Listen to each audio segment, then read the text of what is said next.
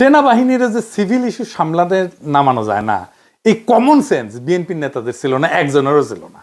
সেনাবাহিনীর মধ্যে মানবাধিকার লঙ্ঘন করে ফিরে যাওয়া সেনা কর্মকর্তার সৈনিকেরা যে মারাত্মক সমস্যা সৃষ্টি করেছে, এটার ক্ষত কতদিনে যে যায় আল্লাহ জানে। এটা সৃষ্টি করছে বিএনপি। এদের রাষ্ট্র চিন্তা কত দুর্বল, এরা রাজনীতি বোঝে না, রাষ্ট্র তো দূরের কথা। আর এইখানে জামাত তার প্রাসঙ্গিকতা তুলে ধরতে পারবে ভোটারদের কাছে। জামাত ক্ষমতায় আসলে তার নেতা মন্ত্রীরা দুর্নীতি করবে না, করেনি, আগে ছিল মন্ত্রী, এটা ধরে নেওয়া যায়। কিন্তু এর মানে কি দেশ চালাইতে পারবে? জামাতের লোকেরা শুনে অবাক হইতে পারেন যে আমার কাছে নানা দিক থেকে নানা ধরনের লোক জানতে চাইতেছে জামাত ক্ষমতায় আসলে কি করবে। অনেকে চায়নায় গেছি উঠিও জানতে চাইছে, কারণ তারা জানে যে আমি জামাতের ক্ষমতায় আসার সম্ভাবনার কথা প্রকাশ্যেই জোরের সাথে বলছি। যারা এই প্রশ্নগুলো করছে তার মধ্যে আছে ডিপ্লোম্যাট, ইন্টেলেকচুয়াল, বিদেশিরা তো আছেই, শীর্ষ ব্যবসায়ী আছে, নারী আছে, এমনকি আমার মাও জিজ্ঞেস করেছে। কি প্রশ্ন শুনলে অবাক হইবেন, বলতেছে জামাত ক্ষমতা আসলে কি মদ খাওয়া বন্ধ করে দিবে, আমার ওদের মদ খেতে দিবে। এই প্রসঙ্গে ফরদ মজার ভাইয়ের একটা কৌতুক মনে আসলো আর কি, সত্য কৌতুক আর কি। উনি এক বিখ্যাত সম্পাদকের কথা কইতেন, বলতেন উনি নাকি ইসলামপন্থীরা ক্ষমতায় আসলে মদ খেতে পারবেন না, এই জন্য সেকুলারিজম প্রমোট করে। যাই হোক, আমি কই যে উনারা নির্বাচনী ম্যানিফেস্টো দিক, তারপরে দেখেন কয় না না দিতে হবে না। মৌলানা মতিউর রহমান নিজামী মদ নিয়ে জাতীয় সংসদে একটা মতামত দিছিল, আমার আবার দুর্নীতি বন্ধ করবে জামাত, সাথে সাথে এক মহা সমস্যা শুরু হবে। কি সেই সমস্যা? মহারাজ, বিশাল সমস্যা। এই যে রাষ্ট্রযন্ত্র, তার প্রত্যেকটা নাট বল্টু দুর্নীতিগ্রস্ত, চেয়ার টেবিল পর্যন্ত ঘুষ খায়। যেই আমলাতন্ত্রের উপরে সে বৈশা রাষ্ট্র চালাবে সেটাই তো করাপ্ট, আগা পাঁচতলা করাপ্ট। ব্যাংক থেকে লোন নিতে গেলে ব্যবসা প্রতিষ্ঠানগুলোকে ঘুষ দিতে হয়, ব্যাংকের এমডি কে, বোর্ড মেম্বারদেরকে। যে লোন নিবে সে তো কাস্টমার, তারাই তো তেলাবে ব্যাংক। তা না, উল্টা যে সেল করিচ্ছে সেই তেলা, সে তারই কাস্টমার তেলাইতেছে। এটা কেমনে ম্যানেজ করবে জামাত? এটার একটা সিস্টেম লাগবে। এই সিস্টেম ওদের মাথায় আছে কিনা কে জানে। জামাতের মন্ত্রিসভা কেমন হবে? নারী মন্ত্রী থাকবে কিনা, কয়জন থাকবে? জামাতের সুরাতেও তো নারী সদস্য নয়। জামাতের কিন্তু একটা আলাদা নারী সংগঠন আছে যার নাম হচ্ছে বাংলাদেশ মহিলা জামাত ইসলাম। তো এটা 1970-এর দিকে এটা গঠিত হয়েছে। তো মহিলা জামাত দলীয়ভাবে আলাদা সংগঠন, কিন্তু কেন্দ্রীয়ভাবে জামাতের নেতৃত্বাধীন। তার মানে তাদের নিজস্ব আমিরা বা সভাপতি থাকেন, কিন্তু দলীয় নীতিগত সিদ্ধান্তের চূড়ান্ত কর্তৃত্ব পুরুষ নেতৃত্বের হাতে। তার মানে সিদ্ধান্ত গ্রহণের নারীদের সরাসরি অংশগ্রহণ নাই জামাতের। এটার একটা ফয়সালা দিতে হবে জামাতকে। কেমনে? এটা পরে আমি কিঞ্চিত একটা হিন্টস দেব। এর পরের ইস্যুটা জামাতের ঐতিহাসিক রাজনৈতিক ভুল নিয়ে। আমি আগেও বলছি, এখন বলি, জামাতের রাজনৈতিক ভুলগুলা কেন হয়েছে তার কোনো গ্রহণযোগ্য ব্যাখ্যা দাঁড় করাতে পারে না জামাত।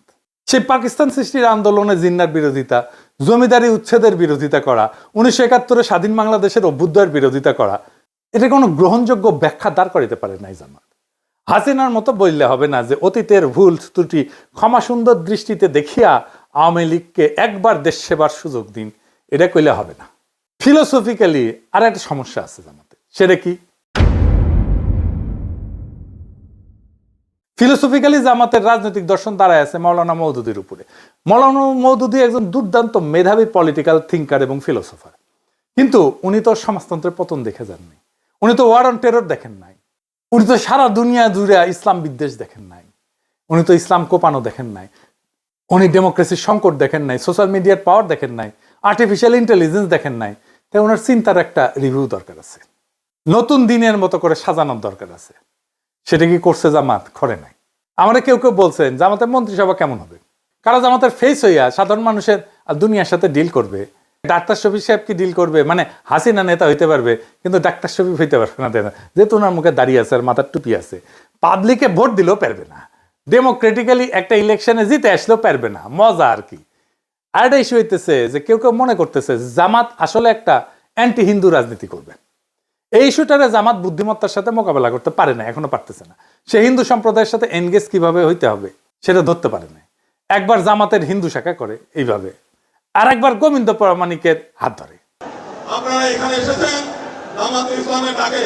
জামাতে ইসলাম শুধুমাত্র একটা রাজনৈতিক দল নয়, এটা একটা ইউনিভার্সাল ইউনিভার্সিটি। আপনারা এখানে আসেন, শিক্ষা লাভ করেন, নীতি শিক্ষা নেন, আদর্শ শিক্ষা নেন এবং কিভাবে ধর্ম অনুযায়ী দেশ সেই শিক্ষা লাভ করেন। তো জামাত না মাঝে মাঝে গোবিন্দ প্রামাণিকের হাত ধরে ওই গাওয়া শুরু করে, আমার হাত ধরে তুমি নিয়ে চলো সখা, আমি তো পথ চিনি না, কইয়া মারের দৌড়। যে অখণ্ড ভারতের সৈনিক RSS এর পান্ডা গোবিন্দ প্রামাণিকের হাত ধরে। এটা ইসলামী দলের হিন্দু শাখা হইতে পারে না, ফুল স্টপ। কাঁঠালের আম সত্য হয় না রে ভাই। এই সিম্পল জিনিসটা জামাত না বুঝলে কেমনে হবে? তাহলে কি করবে সে, কিভাবে এনগেজ হবে হিন্দু সম্প্রদায়ের সাথে? আমি বলবো কোনো কিছু করার আগে একটা ইন্ডিপেন্ডেন্ট রিসার্চ অর্গানাইজেশন দিয়া হিন্দু বৌদ্ধ সম্প্রদায়ের মধ্যে, মানে মাইনরিটিদের মধ্যে জামাতের প্রতি নেট ট্রাস্ট স্কোর মাপা। এটাই হবে জামাতের হিন্দু সম্প্রদায়ের মধ্যে গ্রহণযোগ্যতার মাপকাঠি। এখন এই নেট ট্রাস্ট স্কোর এই জিনিসটা কি, আসেন এটা বুঝে দেখি। এটা একটা সহজ মাপ, মানে মানুষ জামাত ইসলামকে কতটা বিশ্বাস করে আর কতটা অবিশ্বাস করে তার পার্থক্য কিভাবে মাপা যায়। ধরা যাক 100 জন হিন্দু বা মাইনরিটি নাগরিককে জিজ্ঞেস করা হইলো, আপনি কি মনে করেন যে জামাত এখন সংখ্যালঘুদের নিরাপত্তা এবং মর্যাদা রক্ষা করতে চায়? তাদের উত্তরে যদি 50 জন বলে হ্যাঁ বিশ্বাস করি, 30 জন বলে না অবিশ্বাস করি, 20 জন যদি নিরপেক্ষ থাকে, তাইলে হিসাবটা হচ্ছে নেট ট্রাস্ট স্কোর হবে 50 - 30 = 20। অর্থাৎ নেট ট্রাস্ট স্কোর হচ্ছে +20। মানে মানুষ এখন মোটামুটি বিশ্বাস করতে শুরু করছে। যদি উল্টাটা হয়, মানে 30% বিশ্বাস করে আর 50% যদি অবিশ্বাস করে, তাহলে স্কোর হবে কত? 30 - 50 মানে -20। মানে মানুষের এখনো সন্দেহ আছে। এইটার গুরুত্ব হইতেছে স্কোর দিয়ে বোঝা যায় যে হিন্দু সম্প্রদায়ের মধ্যে জামাতের প্রতি আস্থা বাড়তেছে না কমতেছে, কোন জেলায় কাজ ভালো হইতেছে, কোন ধরনের কাজ করলে মানুষ সত্যিকারের বিশ্বাস পাইতে শুরু করবে। সহজ ভাষায় বললে নেট ট্রাস্ট স্কোর হইতেছে জামাতের প্রতি মানুষের মনোভাবের তাপমাত্রা। গরম মানে আস্থা, ঠান্ডা মানে অবিশ্বাস। সোজা চালায় বুঝে গেলেন, তাই না? এইটা জামাত প্রত্যেক 6 মাস পর পর মাপবে আর ফলাফল প্রকাশ করবে। এইটা কিন্তু আন্তর্জাতিক মহলেও তার বিশ্বাসযোগ্যতা বাড়াবে, গ্রহণযোগ্যতা বাড়াবে। এখন কাজ কি নিবে গোবিন্দ প্রামাণিককে তো দেখতে পারবে না, তাই না?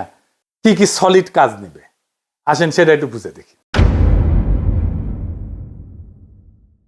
প্রথমে জামাতকে একটা মাইনরিটি চার্টার ঘোষণা করতে। এই মাইনরিটি চার্টার মানে হইতেছে এক ধরনের প্রতিশ্রুতি বা শপথনামা, যেখানে জামাত ইসলাম প্রকাশ্যে বলে দেবে তারা এখানে ধর্ম দেখে না, ন্যায় মানবিকতা দেখে রাজনীতি করবে। এই চার্টারে বলা থাকবে দেশের হিন্দু বৌদ্ধ খ্রিস্টান সহ সব নাগরিকদের নিরাপত্তা, সম্মান আর সমান সুযোগ নিশ্চিত করা জামাত নৈতিক দায়িত্ব বলে মনে করে। প্রথমে বলা হবে যে সবাই নিজের ধর্ম পালন করতে পারবে কোনো ভয় বা বাধা ছাড়াই। কেউ কাউকে ধর্মান্তরিত করার চেষ্টা করবে না। মন্দির, গির্জা বা অন্য উপাসনালয়ে নিরাপত্তা নিশ্চিত করতে জামাত নিজের লোকজন দিয়ে প্রয়োজনে সহায়তা করবে। কোথাও সহিংসতা বা দখলবাজি হলে দলের পক্ষ থেকে প্রকাশ্যে নিন্দা জানানো হবে এবং অপরাধী জামাতেরই হোক বা অন্য কেউ হোক তার বিরুদ্ধে ব্যবস্থা নেওয়া হবে। চার্টারে এটাও বলা থাকবে যে চাকরি, শিক্ষা, সরকারি সুযোগ এটাতে কারো ধর্ম কোনো বাধা হবে না। জামাত পরিচালিত কোনো স্কুল, কলেজ, শিক্ষা প্রতিষ্ঠান বা প্রতিষ্ঠানে হিন্দু বা অন্য ধর্মের মানুষ সমান সুযোগ পাবে। ভূমি বা সম্পত্তি দখল বা জবরদখল হলে ন্যায় বিচারের জন্য আইনি সহায়তা দেওয়া হবে। নারী এবং তরুণদের অংশগ্রহণে গুরুত্ব দেওয়া হবে। হিন্দু মেয়েরা চাইলে জামাতের সামাজিক শিক্ষা কার্যক্রমে যুক্ত হতে পারবে। সবশেষে একটা স্পষ্ট প্রতিশ্রুতি থাকবে, জামাত শুধু ইসলাম রক্ষা না, জামাত ন্যায় রক্ষার রাজনীতি করে। সংখ্যালঘু নাগরিকদের মর্যাদা রক্ষা করাটা ইসলামের আসল শিক্ষা, এই কথাটা তারা প্রকাশ্যে বলবে। এই চার্টার গুরুত্বপূর্ণ কারণ এটা দেখাবে যে জামাত বদলাইছে। এটা হিন্দু সম্প্রদায়ের মধ্যে আস্থা ফিরে আনবে এবং আন্তর্জাতিক মহলে ইতিবাচক ভাবমূর্তি তৈরি করবে। আর বাংলাদেশে ন্যায়ের রাজনীতির একটা নতুন ভাষা দিবে। সংক্ষেপে মাইনরিটি রাইটস চার্টার হইতেছে জামাতের বিশ্বাস ফেরানোর অঙ্গীকারপত্র, যেখানে তারা বলে সব নাগরিকই আমাদের, কেউ সংখ্যালঘু না। এইরকম একটা চার্টার নারীদের জন্য করা যায়। আর হ্যাঁ, এলিটদের জন্য মদ খাওয়ার জন্য কি করবে এটা জামাত নিজেরা বুঝে দেখুক, যেন সমস্ত সমাজে নেট ট্রাস্ট বাড়তে থাকে জামাতের প্রতি। এখন জামাত আসলে হিন্দু সম্প্রদায়ের সাথে কিভাবে এনগেজ হবে? যদি জামাত ইসলাম সত্যি হিন্দু কমিউনিটির সাথে অর্থভাবে এবং রাজনৈতিকভাবে ফলপ্রসূ এনগেজমেন্ট করতে চায়, তবে পুরানো সহাবস্থান বা ধর্মীয় সহনশীলতার কথা বললে কাজ হবে না। এখন দরকার হবে ইনোভেটিভ, ইন্টেলেকচুয়াল, সাবভার্সিভ এবং ন্যারেটিভ চেঞ্জিং আইডিয়া, যা সাইমালটেনিয়াসলি হিন্দু কমিউনিটির আস্থা অর্জন করবে, নাম্বার 1। নাম্বার 2, জামাতের আদর্শের মধ্যে থিওলজিক্যাল কনসিস্টেন্সি রাখবে। 3 নাম্বার হইতেছে রাজনৈতিকভাবে আন্তর্জাতিক গ্রহণযোগ্যতা তৈরি করবে। আমি কয়েকটা ইনোভেটিভ আইডিয়া দিতেছি, এগুলোই সব না বা এগুলোই যে চূড়ান্ত তাও না, এগুলো চিন্তা করা যাইতে পারে, আমি আইডিয়া হিসাবে দিতেছি। এগুলো আমার মতে বাস্তবে প্রয়োগযোগ্য এবং কৌশলগতভাবে গেম চেঞ্জার হইতে পারে। আর হিন্দু সম্প্রদায়ের সাথে পলিটিক্যালি জামাত যুক্ত হতে পারবে। নাম্বার 1, কমন গুড পলিটিক্স বা ইসলামিক ভাষায় নাগরিক সংহতি।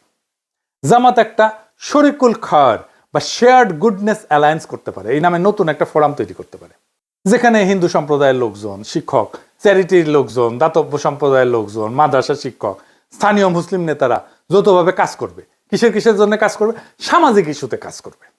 যেমন ধরেন নিরাপদ পানি, স্যানিটেশন, শিক্ষা, পরিবেশ, দারিদ্র দূরীকরণ, স্বাস্থ্য, এই সমস্ত বিষয় নিয়ে কাজ করবে। তার ফলে নৈতিক কাজকে কেন্দ্র করে একটা রাজনৈতিক একতা তৈরি হবে। আর একটা ইন্টারেস্টিং কাজ করা যায়, যেমন ধরেন ফেইথস অফ বেঙ্গল এই নামে ফেস্টিভ্যাল করতে পারে, উৎসব, ধর্মীয় ঐতিহ্যের একটা পুনর্দখলের ধারণা। যেমন স্থানীয় পর্যায়ে ফেইথস অফ বেঙ্গল নামে সাংস্কৃতিক উৎসবের আয়োজন করতে পারে, যেখানে হিন্দু, মুসলিম, বৌদ্ধ, খ্রিস্টান সব সম্প্রদায়ের যে কালচারাল অ্যাসেট, ধর্মের যে কালচারাল অ্যাসেট, সেইটা তারা প্রজেক্ট করবে, সেটা তারা দেখাবে।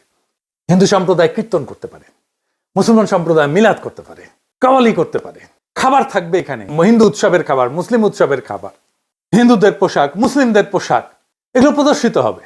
লক্ষ্য হবে আমাদের মিলিত সংস্কৃতি আমাদের রাজনীতিকে ছাড়াই গেছে, এই বার্তাটা দেওয়া।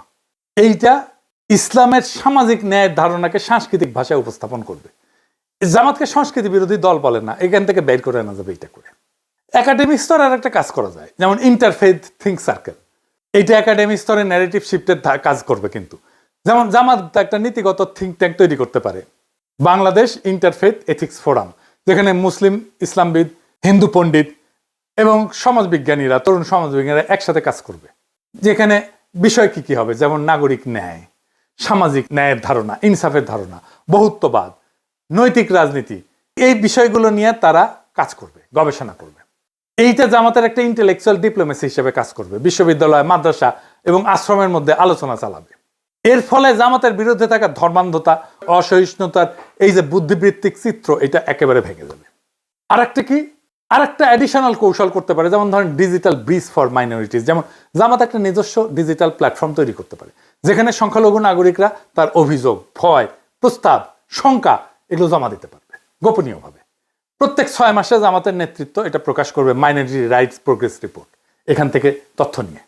এইটা হবে বাংলাদেশের প্রথম ইসলামপন্থী দলীয় অ্যাকাউন্টেবিলিটি মেকানিজম টুয়ার্ডস মাইনরিটি। ক্ষমতা শুধু ভোটে আসে না, ক্ষমতা আসে বিশ্বাস থেকে, আস্থা থেকে, মানুষের হৃদয়ে জায়গা করে নেওয়া থেকে। জামাত যদি মানুষের এই আস্থার জায়গাটা বুঝে নিজেদের ভেতরে গোড়ামি, সংকীর্ণতার, আত্মরক্ষার দেওয়াল ভেঙে ফেলতে পারে, তাহলে বাংলাদেশের মানুষ একদিন বলবে এই দল বদলাইছে, এই দল দেশের জন্য কাজ করতে চায়। আজকের রাজনীতিতে সবচেয়ে বড় অভাব হচ্ছে বিশ্বাসযোগ্যতা। যেই দল এই বিশ্বাস ফিরে আনতে পারবে, যে দল মানুষকে ভয় না দেখায় তাদের ভবিষ্যতের স্বপ্ন দেখাইতে পারবে, তারাই ক্ষমতায় যাবে, তারাই রাষ্ট্র করবে। জামাতের সামনে সেই সুযোগ এখন সত্যিই তৈরি হয়েছে। কিন্তু দরজা খোলা মানে ভেতরে ঢোকা না। কিন্তু এই দরজায় ঢুকতে হইলে নিজেদের পুনর্গঠন করতে হবে, মানে নীতিতে, সংগঠনে, আচরণে। বাংলাদেশ এখন এমন এক মোড়ে দাঁড়ায় যেখানে ধর্মীয় রাজনীতির নাম শুনলেই অনেকে ভয় পায়। যদি জামাত সেই ভয়কে ভাঙতে পারে, যদি তারা দেখাতে পারে ধর্ম মানে বিভাজন না, ধর্ম মানে ন্যায়, ধর্ম মানে ইনসাফ, ধর্ম মানে ঐক্য, বহুত্বের মধ্যে ঐক্য, তাহলে একদিন তারা শুধু নির্বাচনে না, মানুষের হৃদয়ে জয়ী হবে।